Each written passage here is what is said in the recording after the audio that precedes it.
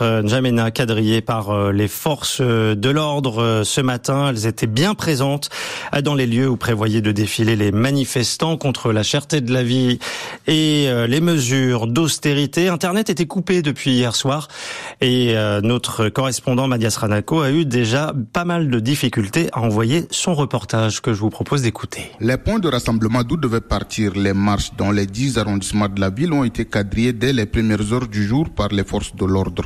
Impossible de s'en approcher.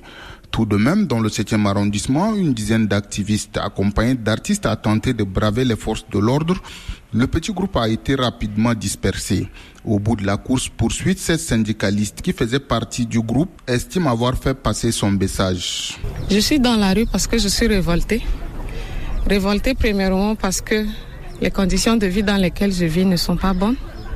Et en tant que travailleur, je proteste contre tous les projets d'abattement de salaire et d'augmentation des IRPP que le gouvernement projette sur mon salaire. Déjà que le salaire que j'ai ne me permet pas de vivre, de subvenir normalement à mes besoins. Le rappeur Rice Kim, qui a appelé dans une vidéo hier soir les Tchadiens à sortir, était de la partie. Pour lui, le gouvernement doit respecter le peuple. Tout ce que moi je revendique, c'est le respect. Le respect dans les prises de décision, le respect dans le voting des lois, le respect.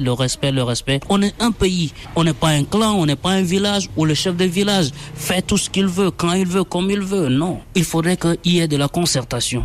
Et moi aujourd'hui, ma cause, elle est là, que c'est le manque de respect qui m'a poussé à me joindre à la société civile. Et je suis descendu dans la rue, ce matin j'ai manifesté, et voilà.